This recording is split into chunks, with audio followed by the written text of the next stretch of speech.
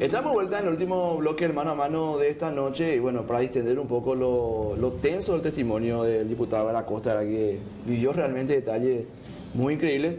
Ahora vamos a hablar de algo mucho más agradable. Recibimos en la casa a un amigo uruguayo que estuvo ayer en la Embajada de Uruguay presentando una serie de vinos uruguayos muy buenos que van a ingresar de esta manera al mercado paraguayo. Ricardo Cabrera, enólogo. Jefe del área técnica del Instituto Nacional de Vitivinicultura. Vitivinicultura. Parece un trabalengua, ¿eh?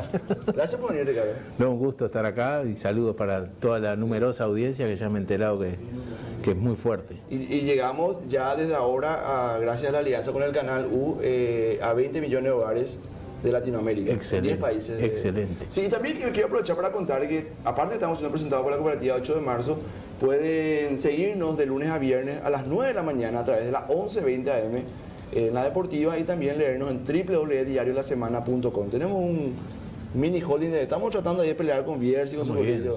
Dentro de 20 años ya vamos a estar... Así que por internet lo podemos ver. También, totalmente. Te invité porque me encantó la conferencia de prensa en la que hicieron justamente la presentación de estos vinos y muchos detalles que la gente no conoce sobre el tema de los vinos. Pero contanos un poco del ingreso de estos vinos al mercado paraguayo. En realidad, la idea es que los vinos uruguayos puedan tener un lugar en la mesa paraguaya a través de todas las variedades que tienen de productos, de variedades de uva, con una muy buena calidad, y nosotros pensamos que el vino uruguayo tiene grandes antecedentes y más el consumidor paraguayo se va a adaptar muy bien a este tipo de vino, porque los vinos chilenos y los argentinos son distintos y los vinos uruguayos ¿cuál es la diferencia del uruguayo con también? ellos? Bueno, la gran diferencia que hay, y voy a aplicar un término que está muy en boga en el mundo vitivinícola, es el terroir. El terroir en Francia o en francés es tierra, quiere decir tierra. Ahora, en materia de vino, terroir es suelo, clima y mano de obra del hombre.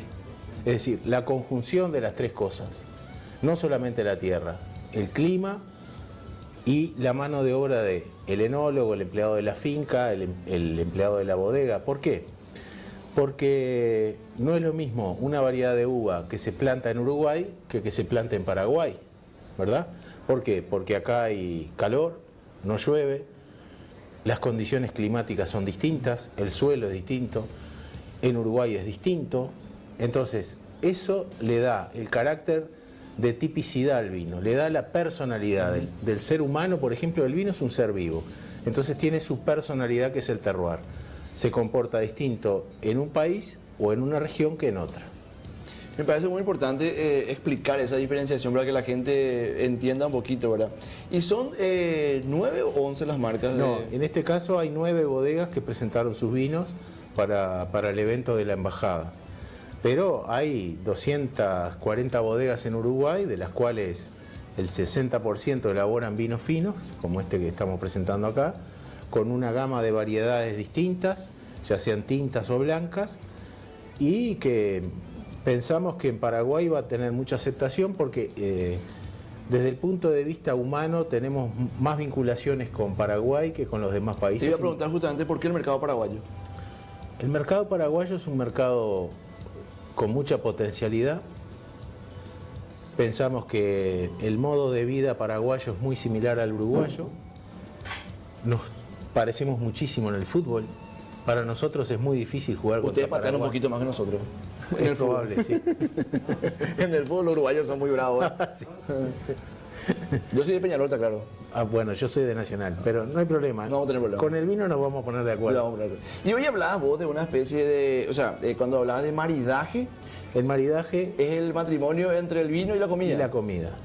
Entonces, hay maridajes. A partir del vino se creó la palabra maridaje. Se casa el vino con la comida. Hay distintos maridajes. Las reglas básicas son carnes blancas con vinos blancos, carnes rojas con vinos rojos, o comidas blancas con vinos blancos o comidas rojas con vinos rojos. ¿Para qué? Para que ese maridaje quede en armonía, que quede en nivel para que la comida no sobresalga al vino o que el vino no sobresalga a la comida. Sin perjuicio No, de... yo estaba por preguntarte, en una mesa servida con una buena comida y un vino de primera, ¿quién es la estrella? Te iba a preguntar.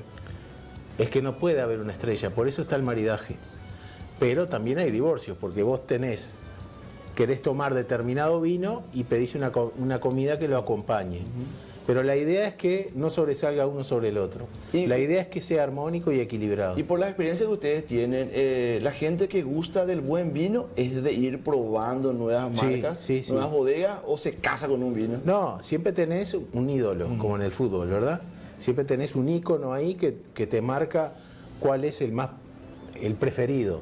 Pero siempre tenés un buen banco de suplentes, hablando de fútbol, que vos decís, bueno, si no hay de este, voy a probar el segundo o el tercero, que son los que más me gustan. Y a su vez, decir, bueno, quiero probar marcas nuevas, quiero probar variedades de uva nueva, bodegas nuevas que no conozco, formas de elaboración. Cada enólogo tiene su libro.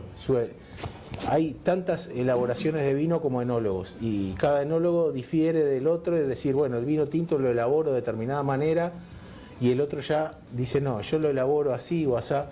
Entonces, está muy bueno eso de poder comparar las distintas marcas y los distintos vinos hechos por enólogos. Hoy, por ejemplo, está muy de moda que los enólogos de una determinada bodega, que no son dueños, son empleados, hagan su propio vino y dice, este vino es el de, pongámosle, Ricardo Cabrera. Sí. Bueno, pero no es el vino de la bodega de Gustavo, es el vino mío que lo hago en la bodega de Gustavo. Claro. ¿Verdad? En la conferencia hablabas vos de una situación muy particular en la que una plaga, una cuestión natural, le obligó al sector de la vitivinicultura uruguaya, dije bien, sí. Tenía que forjarse de cero, 1930, que era una Entre invasión 1930 de y langostas. 1940, una invasión de langostas que hubo en el departamento de Salto, que en aquel momento limítrofe con Concordia en Argentina, que en aquel momento tenía la mayoría de la extensión de los viñedos, y fueron arrasados por la langosta y hubo que empezar de cero. En aquel momento Salto era una de las principales capitales vitivinícolas del Uruguay y bueno, hubo que empezar de cero. Ya había algo en Canelones y Montevideo en el sur del país y ahí la viticultura de Salto quedó prácticamente diezmada y se empezó a partir de lo que pasó en Montevideo y Canelones. Después Salto resurgió en la década de los 80,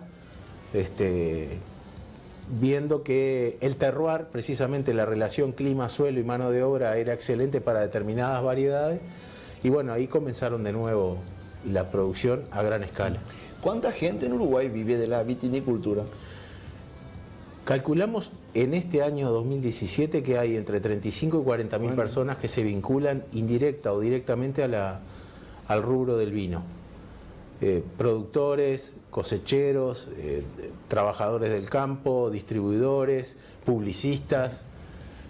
Hay muchísima gente que trabaja es un sector muy dinámico, muy pujante, que da mucha mano de obra, que socializa a la gente en el campo, es decir, lo afinca en el campo, y se da en escalas de 3, 4 hectáreas, 5 hectáreas, pequeñas producciones. Por supuesto que las hay más grandes, con empresas privadas que son más grandes. ¿Y cuál es la ciudad que sobresale en el sector? ¿En qué ciudad hay más auge de...? ¿En qué ciudad? Bueno, Las Piedras. Las Piedras es mi ciudad, pero a su vez es la capital vitivinícola, se llama la capital vitivinícola, y ahí está la sede del Instituto Nacional de Vitivinicultura, el INAVI, por ley. Es decir, se puso por ley a Las Piedras como ciudad de la uva y el vino. Está el Museo de la Uva y el Vino y la mayoría de las bodegas en Las Piedras, Canelones y todo el entorno. ¿Y hay turismo vinculado al sector? Hay turismo que se llama bodegas enoturísticas, que tienen la particularidad de no solamente mostrar sus vinos, sus instalaciones, sino también hacer, por ejemplo, eventos gastronómicos pautados en determinadas épocas del año y los fines de semana. Por ejemplo, en la época de la poda, que es en los meses fríos, se hace la poda del viñedo. ¿Los meses fríos son los de invierno? Los meses fríos de invierno, entre mayo y agosto. No como acá el invierno paraguayo, ya hace mucho frío. ¿Qué pasa?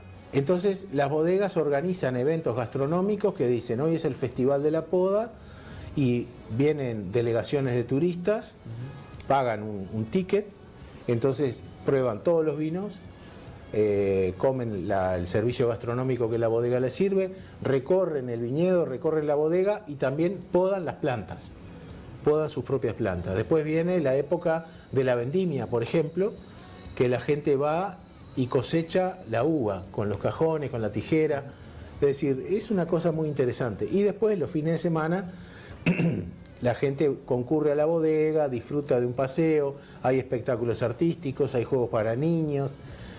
Son eventos que ayudan a la economía de la bodega a seguir adelante trabajando en el sector. Hay una estadística de aproximadamente cuántas bodegas hay en Uruguay, y lo que sí deben saber con certeza es cuántas están aglutinadas en el instituto. Bodegas en total son 240, están todas inscriptas en el instituto. El instituto es regulador de todas las bodegas y de todos los vinos. Vos explicabas que es público, pero no oficial. Ahí está. El instituto se llama legalmente figura pública porque cumple un servicio público, pero no estatal. ¿Ok? Es como una colegiatura del sector. Es una colegiatura del sector, que los empleados del instituto, caso mío, pertenecemos a la empresa privada. Porque, ¿qué pasa? En Uruguay hay que hacer la diferenciación, porque en Uruguay el empleado del Estado es prácticamente imposible que lo echen. Tiene un convenio de hace decenas de años que el empleado estatal es prácticamente inamovible. Salvo que mate a uno por la espalda o que derrame la copa de vino. Pero no. Eso es muy grave. Eso es muy grave. Hablando en serio.